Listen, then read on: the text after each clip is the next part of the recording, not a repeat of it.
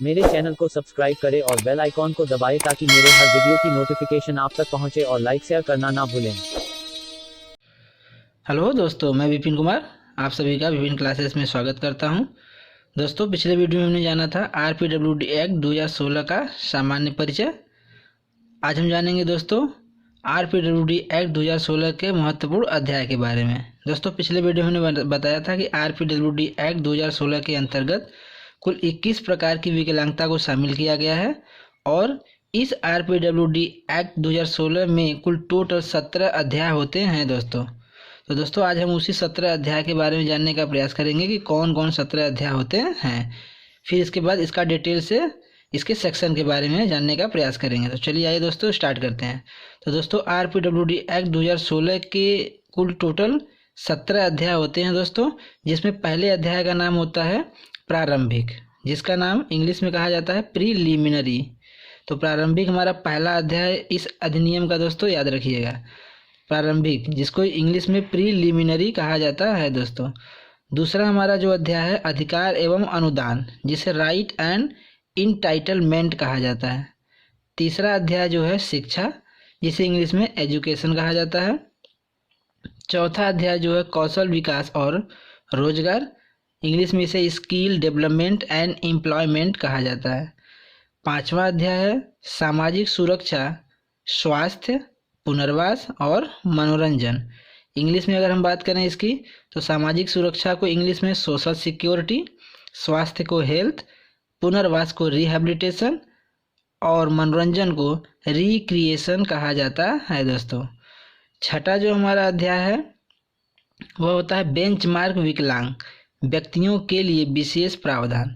दोस्तों, बेंचमार्क विकलांग क्या होता है, हम इस आरपीडब्ल्यूडी एक्ट के परिचय में अच्छे से इसे बताया है।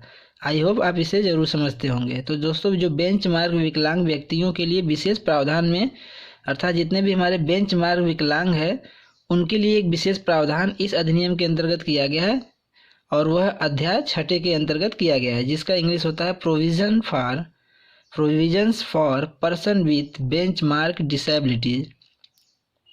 सातवां अध्याय की अगर हम बात करें तो उच्च समर्थन आवश्यकताओं वाले विकलांग व्यक्तियों के लिए विशेष प्रावधान, इंग्लिश में इसे कहेंगे provision for persons with disabilities with high support needs.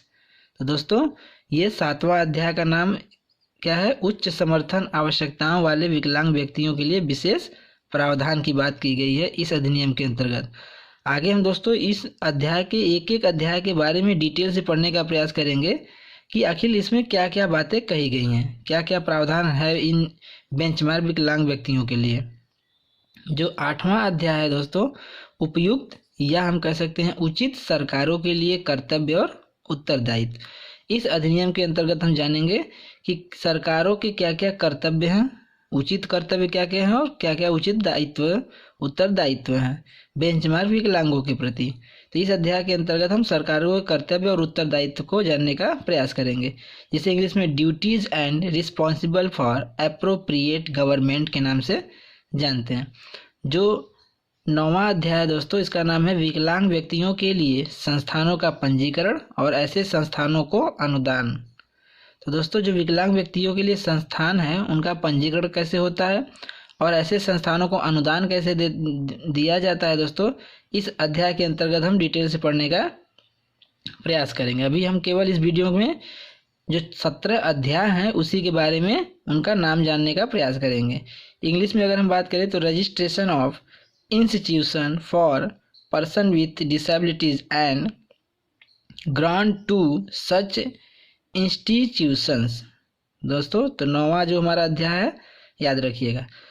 आगे हम बात करेंगे 10वां अध्याय के बारे में। तो 10वां अध्याय कहता है कि विशिष्ट या विशेष विकलांगों का प्रमाणीकरण, सर्टिफिकेशन। दोस्तों, तो जो विशेष विकलांग हैं या विशिष्ट विकलांग व्यक्ति हैं उनको हम सर्टिफिकेशन कैसे करते हैं, उनका प्रमाणीकरण कैसे करते हैं, इस 10वें अध्याय के बारे में हम डिटेल से पढ़ेंगे दोस्तों। तो इसको इंग्लिश में अगर हम कहेंगे certification of specific disabilities.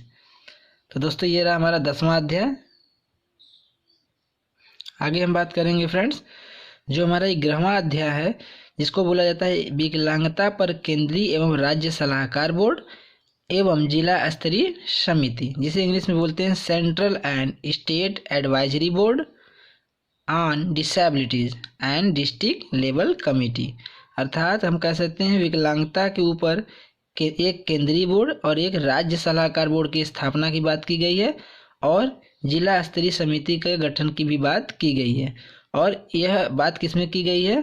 RPWD act के 11वें अध्याय में इसकी बात की गई दोस्तों। तो हम आगे डिटेल से इसके बारे में समझने का प्रयास करेंगे।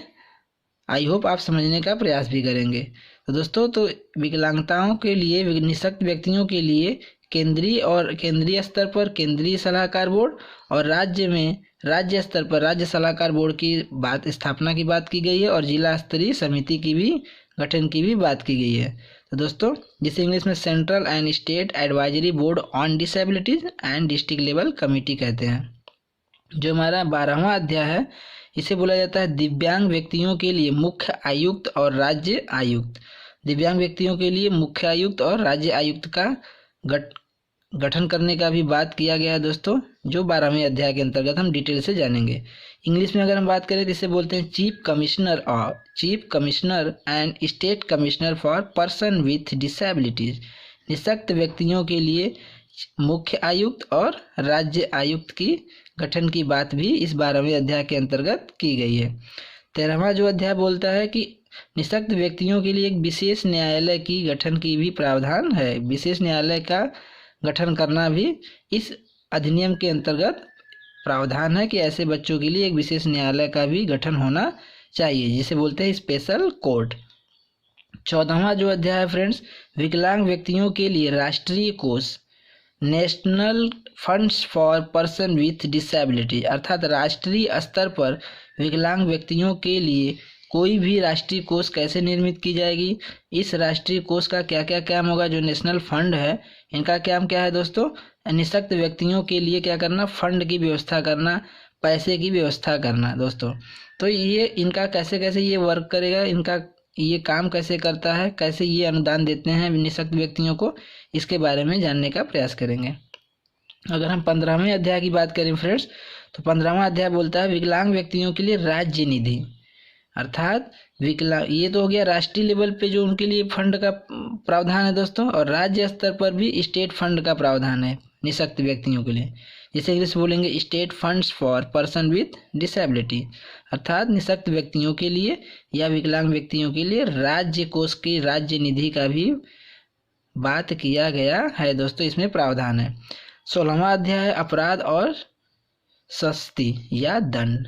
अर्थात जिसे इंग्लिश में ऑफेंस एंड पेनाल्टीज के नाम से जानते हैं। तो कोई भी अगर निःशक्त व्यक्ति अपराध करता है या तो इनके प्रति क्या करता है, यह अधिनियम में प्रावधान करता है कि उन्हें दंड का भी प्रावधान होगा दोस्तों। आगे हम जानेंगे लास्ट जो हमारा अध्याय है, जिसको बोला जाता है विविध, इंग्लिश में इसे मिसलेनियस कहा जाता है दोस्तों। तो दोस्तों, ये हमारा रहा RPWD एक्ट 2016 के अंतर्गत आने वाले 17 अध्याय के नाम दोस्तों। आप इसमें से प्रश्न यहाँ से बन सकता है कि किस अध्याय का क्या नाम है दोस्तों, ये प्रश्न बन सकता है। तो दोस्तों, आप अगर कोशिश करिएगा कि जैसे कि शिक्षा से संबंधित, रोजगार से संबंधित, उनके आरक्षण से संबंधित, ये सारी बातें आप जो है इनमें इन अध्याय को याद कर सकते हैं, क्योंकि यहाँ से अगर 1 नंबर का प्रश्न बनता भी है तो बहुत पूछेगा, तो बस आपसे ये पूछा जाएगा कि RPWD एक्ट में किस अध्याय में किस बात की जिक्र किया गया है दोस्तों। तो आप जो बात है दोस्तों, ये नाम याद रखेंगे। 17 का क्या करेंगे, 17 अध्यायों का नाम याद करिएगा दोस्तों, क्योंकि आपसे एक प्रश्न इस पर भी बन सकता है। जैसे आपसे पूछा जा सकता है कि RPWD एक्ट की किस अध्याय के अंतर्गत विशेष न्यायालय का प्रावधान है या विशेष न्यायालय का गठन करने का प्रावधान है, तो आपका आंसर होगा क्या फ्रेंड्स कि RPWD एक्ट 2016 के अंतर्गत उसके 13वें अध्याय में विशेष न्यायालय के गठन का प्रावधान है दोस्तों। तो इस तरह से इसी का नाम पे प्रश्न बना देगा दोस्तों। जैसे एक प्रश्न अगर हम बात करें तो कह सकता है कि यानी RPWD एक्ट 2016 के अंतर्गत किस अध्याय के अंतर्गत विकलांगों के प्रमाणीकरण का बात की गई है या विकलांगों के सर्टिफिकेशन का बात किया गया है दोस्तों। तो आपका आंसर होगा अध्याय 10। अध्याय 10 में विकलांग व्यक्तियों के प्रमाणीकरण की बात की गई है दोस्तों। तो इस तरह से किसी भी अध्याय पर प्रश्न बनाया जा सकता है दोस्तों। तो दोस्तों इसे आप याद रखिएगा। आई होप आज का वीडियो आपको अच्छा लगा होगा दोस्तों। Thank you.